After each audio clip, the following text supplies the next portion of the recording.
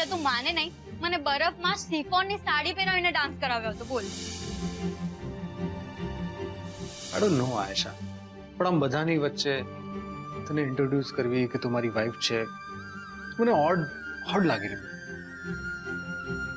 અને એટલે જ કોઈ એન્ગેજમેન્ટ હોય, મેરેજ હોય કે પાર્ટી ફંક્શન હોય ને ત્યાં હું જવાનું એવોઇડ કરું.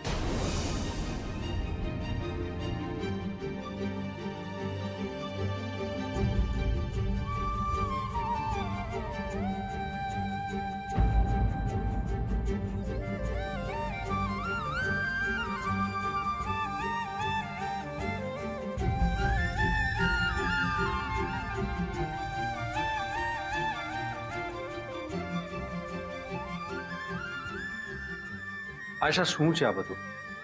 આ બધાની વચ્ચે આવું બિહેવ કરીને ઉપર આવી જવાનું?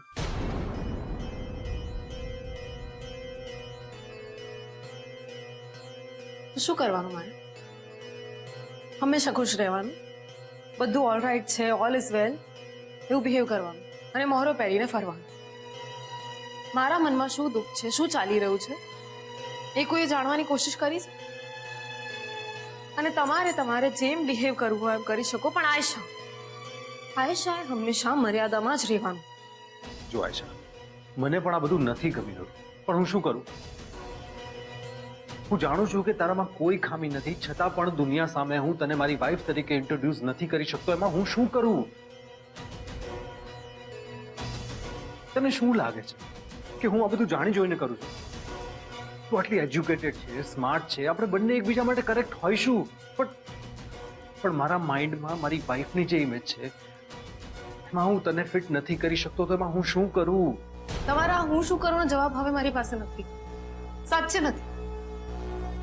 હવે મને એવું લાગી રહ્યું છે કે હું જ યુઝલેસ છું અને તમે મમ્મીજી અને પપ્પાજીને કારણે આ લગ્નનો ભાર સહન કરી રહ્યા. અરે આયશા, મેં ખાલી હનીમૂન ઉપર જવાની ના પાડી એનો તું આટલો મોટો ઇશ્યુ બનાવી રહી છે. લગ્નના આટલા મહિના થઈ ગયા અને આપણે હનીમૂન પર નથી ગયા. સૌથી મોટો ઇશ્યુ તો એ જ છે. તમને ખબર છે અમારા સ્ત્રીઓનો આ જ પ્રોબ્લેમ હોય. અમારી સામે પતિ હોય, પિતા હોય કે પુત્ર હોય, અમને પ્રેમ કરતા અટકાવવા બહુ અઘરા હોય. પણ એક વખત એ પ્રેમમાંથી બહાર આવી છે પછી એ મુકામ ઉપર પાછા લાવવા બહુ અઘરા થઈ જાય. અને આપણા કેસમાં એ જ થઈ રહ્યું છે. તમારે શું કામ નથી જવાની હનીમૂન ઉપર મને ખબર છે, કારણ કે તમારે મને વાઈફ કહેતા, એક હસબન્ડ પોતાની વાઈફ સાથે કેવું બિહેવ કરે એ બિહેવ કરતા તમને શરમ આવે છે. પણ આયશા, હું આવું શું કામ ફીલ કરું છું એ તું જાણે છે ને? જાણું છું ને, મને ખબર છે. હું અહીંયા એના માટે જ તો છું કે મારે બધાની વાત જાણ્યા કરવાની, સમજ્યા કરવાની. અને તમે બધી વાત નિખાલસતાથી કહી દો છો, પણ તમે જાણવાની કોશિશ કરી છે કે મારા મનમાં શું ફીલ કરું છું, મને કેટલું દુઃખ થાય છે? મમ્મીજી પપ્પાજીની સામે નાટક કરું છું કે હું ખુશ છું, ભાઈ ભાભીની સામે પણ નાટક કરું છું. સાચું કહું, હવે મારાથી નથી થતું આ નાટક. મને બોજ લાગે છે, ગૂંગળામણ થાય છે. તમારા નામનું સિંદૂર, મંગળસૂત્ર પહેરું છું, પણ એની કિંમત જ નથી રહી. એની કિંમત જાણે કોઈ પણ આંકડાની આગળ મુકાયેલા શૂન્ય જેવી થઈ ગઈ. Zero.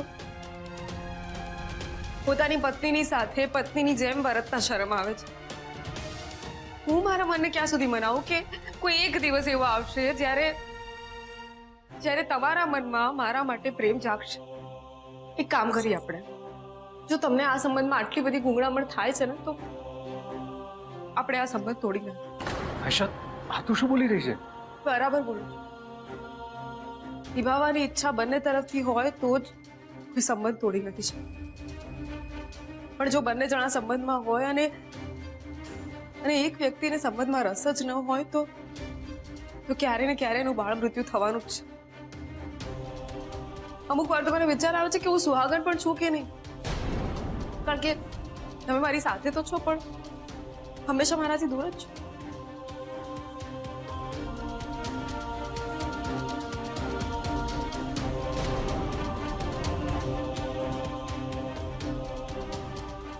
I am sorry Ayesha, હું આપણા મેરેજને લઈને કન્ફ્યુઝ હતો, અને અત્યારે પણ છું, એટલે તારે બધું સફર કરવું પડી રહ્યું છે.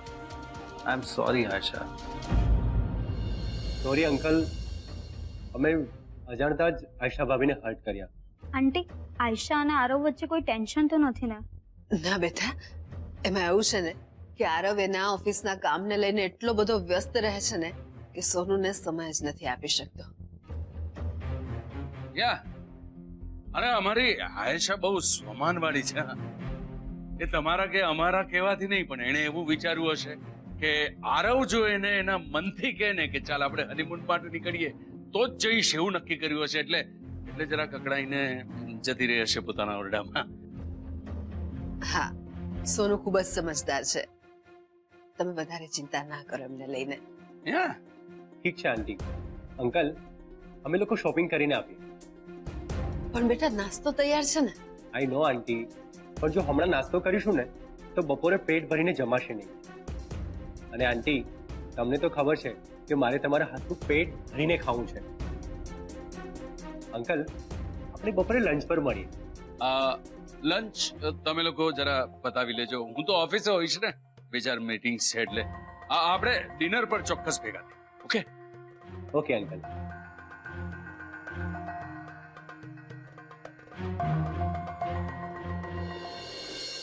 આપણે આરવના મનની વાત જાણીએ છીએ કોકી, પણ આજકાલ કરતા કરતા લગ્નને કેટલા મહિના વીતી ગયા. હવે તો એને સમજવું જોઈએ. બધાની વચ્ચે હંમેશા ફરવા જવાની બાબતમાં આમ ઘસીને ના જ પાડી દે. આયેશાની જગ્યાએ બીજું કોઈ પણ હોય ને કોકી, તો એ આ જ રીતે હર્ટ થાય. હા, મને ખબર છે, અને મેં આરવ સાથે આ વિશે વાત પણ કરી છે. શું વાત કરી છે મને કહીશ તું? એ વિશે આપણે આરામથી પછી વાત કરીશું. અત્યારે તમે ઓફિસ જવા માટે નીકળો, તમારે મોડું થશે. ઠીક છે, તું તારા લાડકાને સમજાવ કે એના મનને સમજાવ. કારણ કે જે રીતે હું આપણી કોમલને દુખી નથી જોઈ શકતો, એ જ રીતે આપણી આયેશાને પણ દુખી નહીં જોઈ શકતો.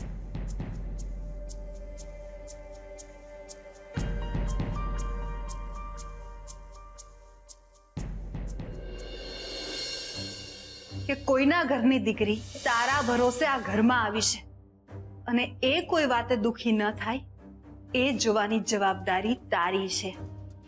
જો તું આ જવાબદારીમાંથી ચૂકી ગયો ને તો હું તને ક્યારેય માફ નહીં કરું. આશા, પ્લીઝ તું શાંતિથી બેસ ને. નથી બેસવું મારે. આરવ, તમે તમારી જાતને છેતરી રહ્યા છો. તમને સપોર્ટ કરીને હું મારી જાતને છેતરી રહી છું. અને આપણી વચ્ચે બધું નોર્મલ છે એ ચેતાવીને આપણે મમ્મી પપ્પાને છેતરી રહ્યા છીએ. તમને મારા માટે હજી સુધી પ્રેમ નથી જાગ્યો તો ઇટ્સ ફાઇનલ. કારણ કે પ્રેમ પ્રયત્નથી ન જાગ્યો. દુનિયા સામે હું તમારી વાઇફ છું, આશા આરવ મહેતા. એ કહી જ ન શકતા હોય તો આ લગ્ન જીવન જીવવાનો કોઈ મતલબ નથી. અને આ હું તમને સંભળાવી નથી રહી, હું બસ મારી જાતને સમજાવી રહી છું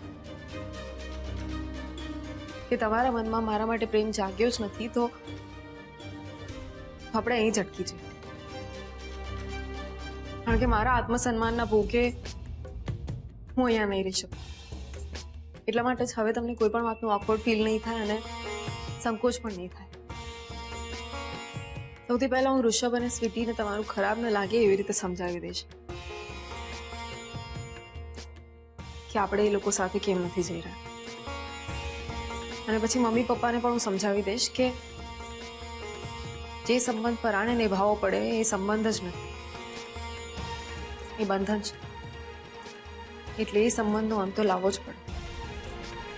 અને એટલે જ સંબંધ કોમામાં હોય અને પરાણે જીવાડીએ એના કરતા એનો અંત લાવવો વધારે જરૂરી છે. આયશા, પણ આપણે કઈ રીતે મા પપ્પાને? હું સમજાવીશ, હું મમ્મી પપ્પાને સમજાવીશ. હું એ બંનેને બહુ માનું છું. એમને કોન્ફિડન્સમાં લઈ અને આપણે છૂટા પડવાના નિર્ણય માટે રાજી કરીશ. જો આયશા, તું એકવાર બસ હવે મેં જે નિર્ણય લીધો છે એ જ પ્રમાણે થશે.